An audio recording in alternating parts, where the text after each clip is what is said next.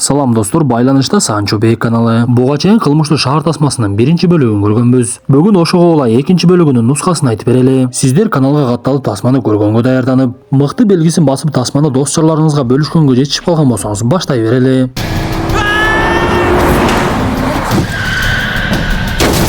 Элибизде тишиң барда таш чайна, тишиң жокто аш кайда деген жакшы сөз бар. Бул дегени күчүң толуу кырчындай жаш кезиңде ишти кылып, жалкоолукка алдырбай эмгекти кылып, каарлыкка шартты түзүп ал дегени чыгар. Андыктан жаш кезде эмгекти кылып акчаны жыйып келейин деп Москвага барып калган бир туугандарыбызга маалымат бере кетели. Эгер сиз биздин тасмаларды көрүп жаткан болсоңуз, биз айта турган байланыш сандарды уюлдук аппаратыңызга сактап алып, документ иштериңизде маселе чыга турган болсо, биз Санчо Бек каналынан келдик деп эч кабатыр албай коңгуроо кыла бериңиз. Байкебиз документиңизге тиешелүү кандай маселе болбосун баардыгын чечип берүүгө даяр. Жазууга камданып калсаңыз +7 903 107 30 41.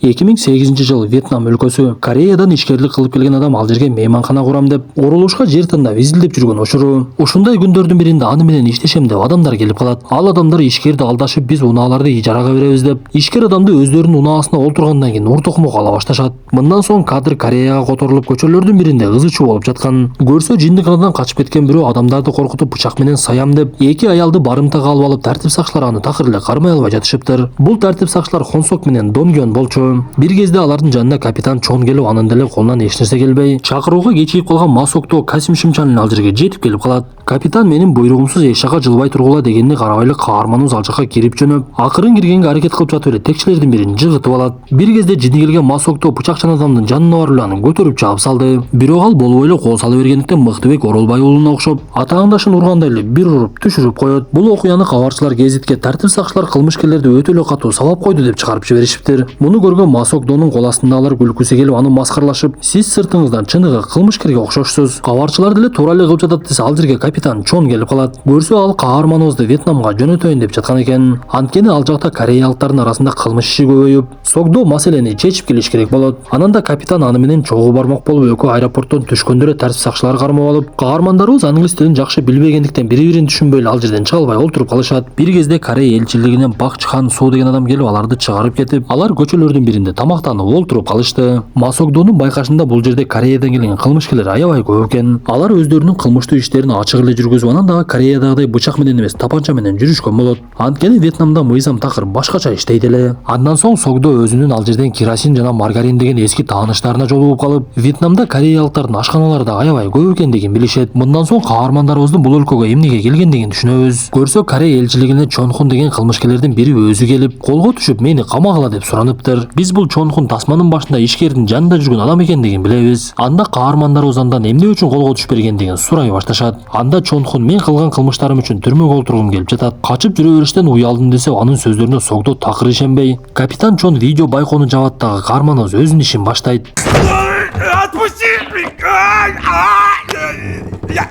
Каарманыбыз күчтүүлүккө салып Чонхунду кыйнап атып эле чындыкты билип алат. Көрсө аны Ли Чонду деген адам өлтүрөм деп коркуткан экен. Муну уккан капитан Ли бул жакта болсо, үчүнчүңөр Кибек дагы бул жакта болсо керек. Силер үчөөңөр чогуу кылмыш кылат элеңер койсо, Чонхун ага дагы жооп бергиси келбей жатса, Согдо жанагы эле ыкмасы менен аны өлтүрөм деген адамдын дарегин алып алат. Ма все узнает. Что? Что узнает? Ошентип эки каарманыбыз ал дарекке жөнөп эшиктин жабык экенин көрүп, бул таш чайнап кумчу чыккан Масокдо күчтүүлүккө салып эле эшикти сындырып кирип кетти. Бирок алар кирсе Ли Чонду өлүп жаткан экен. Анда каармандарыбыз эч нерсени түшүнбөй эле кайрадан Чонхунга келип андан сурак ала башташат. Я тебя Стойте!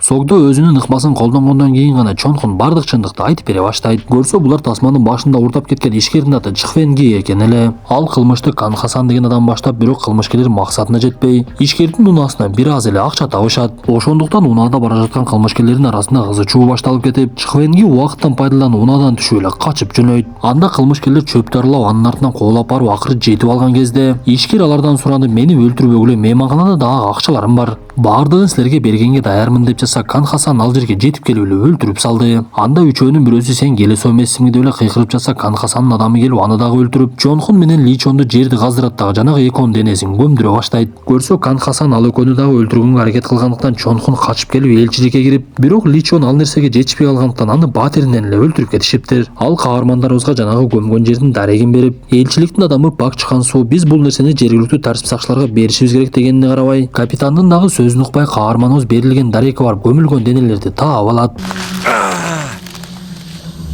Я его нашел. Ошентип бул окуя кабарчыларга чейин жетип, жергиликтүү тартип сакчылар келип, Согдо бир кезде буга чейин көрүп калган таанышы Керосинге коңгуроо кылып, сенде Кан Хасан жөнүндө эч кандай маалымат жокпу десе, ал аябай таң калып калат. Көрсө Кан Хасанды буга чейин дагы бир Раку деген кореялык адам издеп жүргөн экен. Ал дагы бир кылмыштуу топтун башчысы болот. Биз мындан соң Борзуй деген баланы көрөбүз. Ал түшүнүксүз бир адамдарга Кан Хасан ушул жерде жашайт деп айтып, жанагы келген адамдар үйдөн өтө бир чоң сумма акча таап алышат. Бул убакта каарманыбыз Кореяга коңгуроо кылып Хонсок менен сүйлөшө баштаган. Көрсө өлүп калган ишкер Чхвенгин атасынын аты Чонбек экен. Ал Кореядагы күчтүү бир ишкерлердин бири болот. Ошондуктан баласынын жоголгондугу тууралуу тартип сакчыларга эч кандай маалымат бербей, маселени өзүм чечем деп Кан Хасанды өлтүргөнгө адамдарын жөнөткөн болот. Көрсө жанагы Борзуй аркылуу Кан Хасандын үйүн тапкан адамдар ошол адам өлтүргүчтөр экен. Мындан соң каармандарыбыз шаардын бир жеринде жайгашкан мыйзамсыз кумарканага келишип, ал жерде жалаң Кореядан келген кылмышкерлерди көрүшөт. Бирок Согдо кылмышкерлердин алдында өзүн аябай эркин сезип, биздин УКМК башчысы коррупционерлерди жок кылгандай эле алардын энесин таанытчу.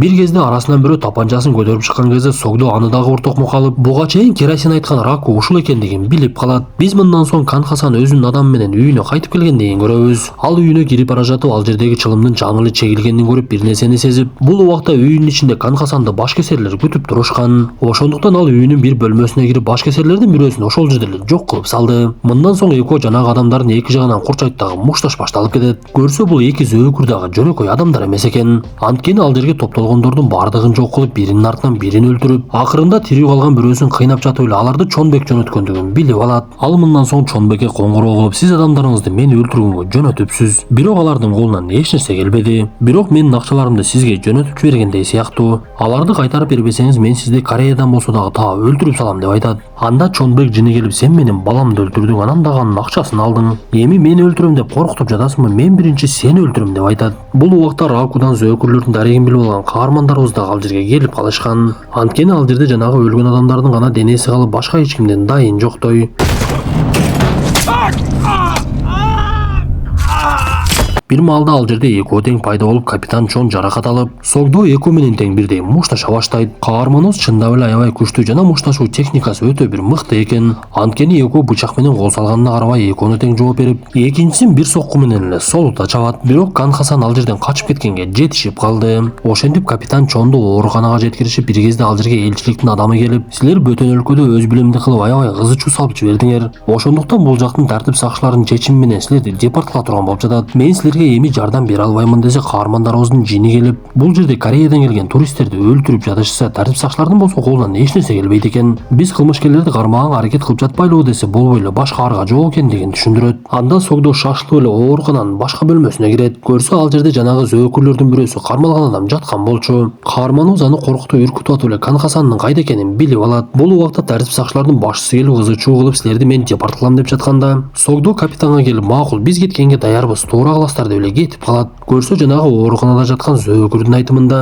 Кан Хасан Чонбекти табыш үчүн Кореяга барышы мүмкүн экен. Ошондуктан алар Кореяга кайтып барышып, кылмышкерди ошол жактан издемек болушат. Алар биринчи эле биз тасманын биринчи бөлүгүндө көргөн Чан Исуга келишет. Чан Ису бул убакта чачын өстүрүп, мурдагы кылмыштуу иштерин таштап, мыйзамдуу иштер менен алек болгонго аракет кылып жаткан. Бирок дагы деле Кытайдан мыйзамсыз келгендерге жумуш таап берип турат экен. Ошондуктан каарманыбыз аны кайрадан эле коркута баштайт. Сен Кореяга кеме менен мыйзамсыз келгендер тууралуу маалыматың бар. Кайсы кемеде канча адам келгендиги тууралуу бизге маалымат бер десе, Чан бул нерседен баш тартып, Согдо адаттагыдай эле анын баш тартканына карабай эле өзүнө керектүү нерсени алып алат. Неблагодарная!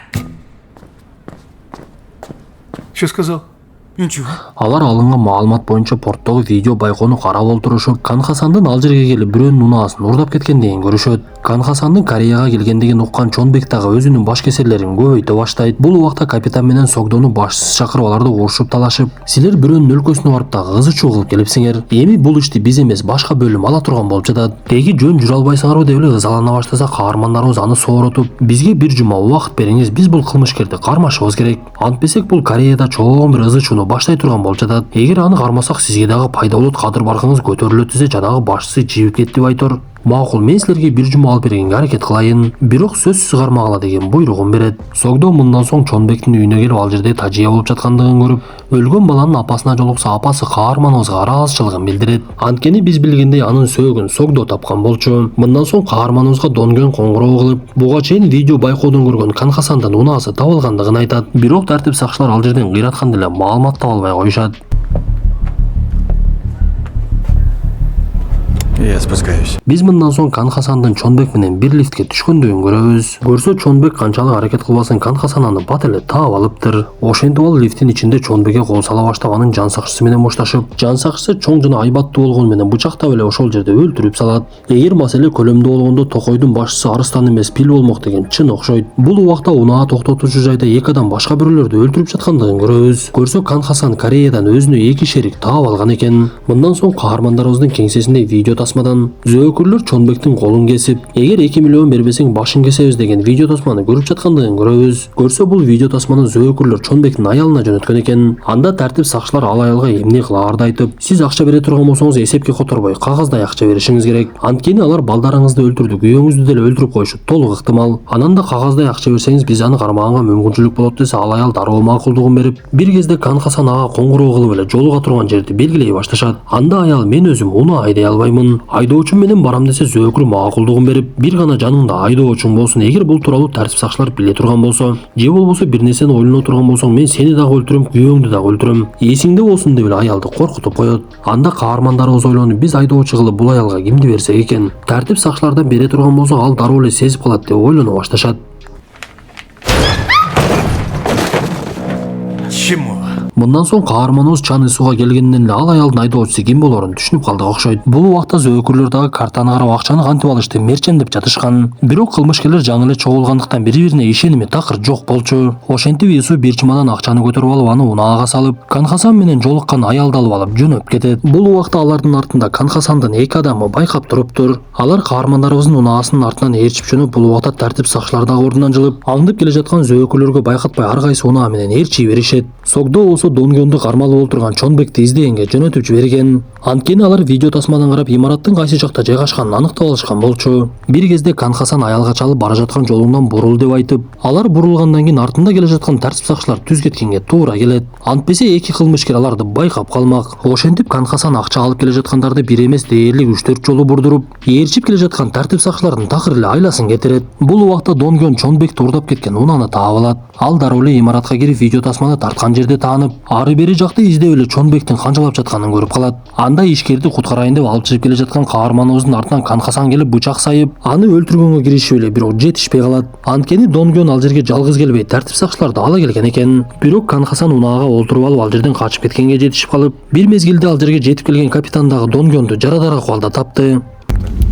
Уезжайте, за нами хвост. Что, серьезно? Кан Хасан адамдарына биздин артыбыздан тартип сакчылар түшүптүр, качып кеткилесе, алар такыр ишенбей, сен бизден акчаны жашырып өзүң алганга аракет кылып жатат окшойсуң. Сен качсаң өзүң кача бер, биз бул ишти аягына чыгарабыз деп алдыда акчаны алып бара жаткан унааны кысып токтотушат. Анда күзөтүп келе жаткан тартип сакчылар дагы токтоп калышты. Айдап бара жаткан Исуу унааны буруп эле качып жөнөп, жертөлөдөгү унаа токтотуучу жайга киришип, зөөкүрлөр дагы алардан калбай эле коолап келе беришет. Анда Исуу унаадан аялды түшүрүп, сиз кача бериңиз, мен буларды адаштырам деп, бирок зөөкүрлөрдүн бирөөсү аялды көрүп калды, анын артынан коолап жөнөйт. Экинчиси болсо Исуунун унаасынын үстүнө чыгып алган кезде ал унааны катуу айдап барып, дароо токтоткон кезде ал жерге жетип келген Хонсоктун унаасына ыргып түшүп калат. Бир кезде Исуу акчаны карайт дагы аны алып качып кетүүнү чечип эле ал жерден качып кетип калды. Анда Хонсок зөөкүрдү токтотконго аракет кылып, аны менен мушташайын деп, бирок кылмышкердин жанында балтасы бар экен. Бир кезде ал жерде экинчи тартип сакчы пайда болуп, экөө тең биригип зөөкүрдү көптөшүп, акырында аны унаанын терезесин сүздүрүп кармаганга жетишип калышты. Бул убакта экинчиси аялдын артынан коолап жетип алган болот. Ал бычагы менен акчаны кайда алып кетти деп эле коркутуп жаткан кезде ал жерде каарманыбыз Согдо пайда болуп, кылмышкердин бычак кармап турган колун сындырып салды. Ошентип каармандарыбыз экөөнү кармаганы менен Исуу акчаны алып качса, Кан Хасандан такыр эле дайын жок болот.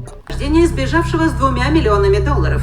Полиция считает, что Чан намерен Кан Хасан сыналгыдан акчаны ким урдап кеткендигин билип, аны кытайлык экендигин түшүнүп, Кытайга адамдарды мыйзамсыз алып кеткен кайыктар жака жетип барат. Ал ойлогондой эле Чан Ису Кытайга акча менен качып кеткенге аракет кылып жаткан экен. Кан Хасан аны көрүп акчаны ташта десе, Чан Исунун жини келип, колуна макесин алып, сен менин ким экенимди билбейт окшойсуң. Мен сага окшогондордун көбүн көргөм деген кезде эле Кан Хасан чоң бычагын алса, макул, мен жөн эле тамашалап койдум деп ал жерден Чан Ису качып кетип калат. Бирок ал кылмышкердин акчаны алып алып, кайсы автобуска олтуруп кай жака кетип жаткандарын байкап турган. Ошол мезгилде эле уюлдук аппаратын алып бирөөгө коңгуроо кыла баштайт. Ошентип Кан Хасан автобус менен максатыма жеттим окшойт деп кетип бара жаткан кезде, тартип сакчылар жолго чыгып эле унаалардын бардыгын токтото баштайт. Көрсө бул каарманыбыз Согдо экен. Ал автобуска түшүп, ал жерде олтурган жүргүнчүлөрдү бир аз убакытка түшүп туруңуздар деп суранып, автобусту жапкан кезде Кан Хасан эмне болорун түшүнүп калды окшойт. Бир кезде эле экөөнүн ортосунда катуу мушташ башталат. Бычагы менен кол салган Кан Хасандын каарманылыкка такыр эле алы жетпей кайра муштумдан жеп, бирок ойчөрлүккө салып эле келтек чегенине карабай эле кол сала берет. Кантсе да алардын беттеши көпкө узабады. Анткени Согдо аны терезеден чыгара тээп салат.